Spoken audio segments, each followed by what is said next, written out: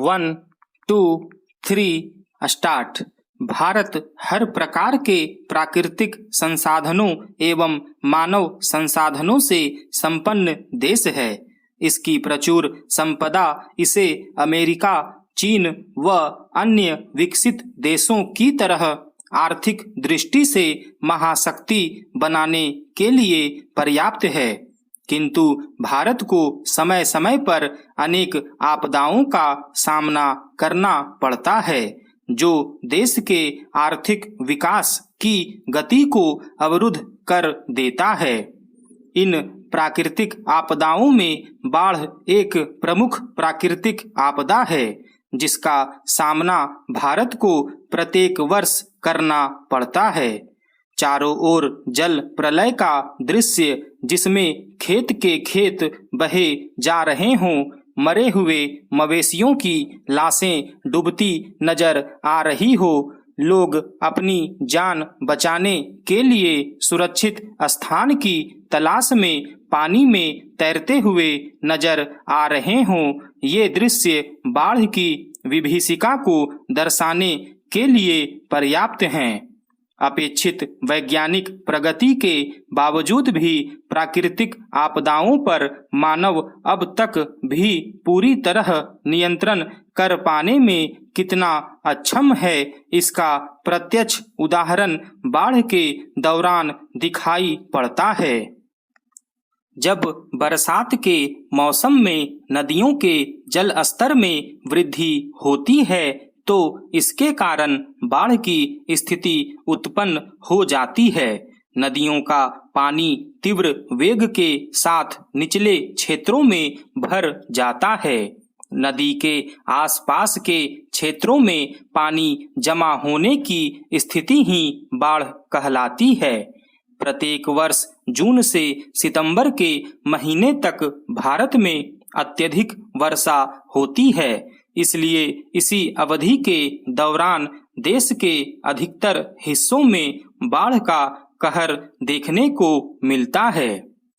बाढ़ की विभीषिका का दृश्य बहुत भयावह होता है। चारों ओर अफरा तफरी का माहौल होता है।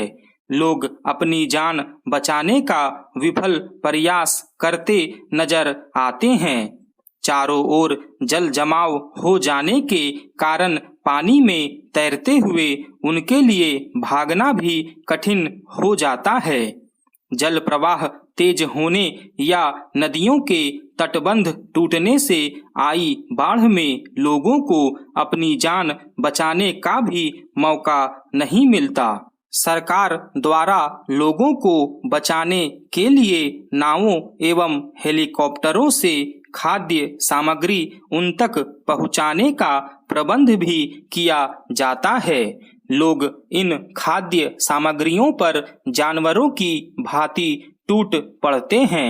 इस प्रकार बाढ़ की विभीषिका मानव को पशु बनने के लिए विवश कर देती है। लोग अपनी जान बचाने के लिए कुछ भी करने को तैयार रहते हैं। सड़कों एवं रेल मार्गों के अवरुद्ध होने से यातायात एवं परिवहन बाधित होता है, जिससे जनजीवन ठप हो जाता है। इस प्रकार एक ओर तो लोग बाढ़ से परेशान रहते हैं, दूसरी ओर उन तक खाद्य सामग्री की पहुंच भी मुश्किल हो जाती है। बाढ़ के कारण लाखों एकड़ क्षेत्र की फसल बर्बाद हो जाती है। अत्यधिक वर्षा, हिमगलन बढ़ जाना, ग्लोबल वार्मिंग तथा चक्रवात के कारण होने वाली अत्यधिक वर्षा होने से भारत में बाढ़ की स्थिति पैदा हो जाती है। बाढ़ आने से भयंकर तबाही होती है। इसका लेखा जोखा रखना इतना आसान नहीं होता, क्योंकि यह बहुत अधिक दिनों तक तबाही मचाती है।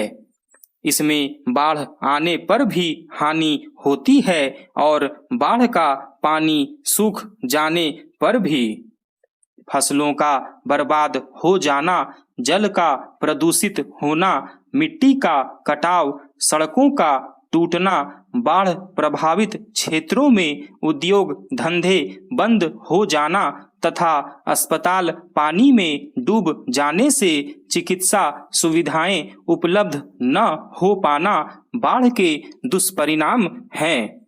जब बाढ़ का पानी सूख जाता है तब वहां पर मलेरिया, डेंगू एवं दूषित जल एवं भोजन से होने वाली कई बीमारियां होने का खतरा पैदा हो जाता है और अक्सर बाढ़ के बाद ये बीमारियां अवश्य फैलती है। इसलिए सदैव सजग एवं सुरक्षित रहने का प्रयास करना चाहिए। भारत सरकार एवं राज्य सरकारें बाढ़ की विभीषिका को कम करने के लिए योजना काल से ही प्रयत्नशील हैं। प्रत्येक पंचवर्षीय योजना में इसके लिए अलग से धन की व्यवस्था की जाती है। वर्ष 1954 में आई भीषण बाढ़ के बाद भारत सरकार ने एक राष्ट्रीय बाढ़ प्रबंधन कार्यक्रम की घोषणा की। यह कार्यक्रम 3 चरणों में विभाजित किया गया है: तात्कालिक, अल्पकालिक और दीर्घकालिक। इस योजना के अंतर्गत अधिक से अधिक पेड़ लगाए जाने और निचले क्षेत्रों में बसे लोगों को ऊंचाई वाले स्थानों पर लाने तथा जल निकास की उचित व्यवस्था का प्रावधान किया गया है। जिन नदियों की निचली धाराओं में सर्वाधिक एवं विनाशकारी बाढ़ आती है उन पर बड़े बड़े बांध बनाकर जलाशयों में वर्षा के पानी को रोकने की व्यवस्था की गई है। इन वृहत परियोजनाओं में महानदी पर हीराकुंड बांध, दामोदर नदी घाटी परियोजना, सतलुज पर भाखड़ा बांध, व्यास नदी पर पोंग बांध तथा ताप्ती नदी पर उकाई बांध आदि प्रमुख हैं। बाढ़ प्रबंध हेतु पूर्वानुमान लगाना और पहले से चेतावनी देना महत्वपूर्ण तथा किफायती उपायों में से एक है। भारत में यह कार्य वर्ष 1959 से ही किया जा रहा है। भारत सरकार द्वारा आपदा प्रबंधन अधिनियम 2005 के अंतर्गत राष्ट्रीय आपदा प्रबंधन प्राधिकरण एवं राष्ट्रीय आपदा मोचन बल का गठन किया गया है, जो बाढ़ में लोगों को बचाने में सहायता करता है एवं राहत सामग्रियां पहुंचाता है। राष्ट्रीय जल नीति 2012 में बाढ़ व सूखा दोनों के प्रबंधन संबंधी प्रावधान किए गए हैं। इसमें बाढ़ से निपटने हेतु प्राकृतिक जल निकासी प्रणाली, तटबंधों संबंधी प्रावधान, नदी बेसिन हेतु मॉडल विकसित करने आदि हेतु कई प्रावधान किए गए हैं। इसके अतिरिक्त राज्य स्तर पर राज्य ने भी इस दिशा में कई पहल की है। जैसे उड़ीसा द्वारा वर्ष 2019 में निर्मित बाढ़ अनुमान एटलस, यह बाढ़ प्रबंधन हेतु नई रूपरेखा तैयार करने में सहायक है।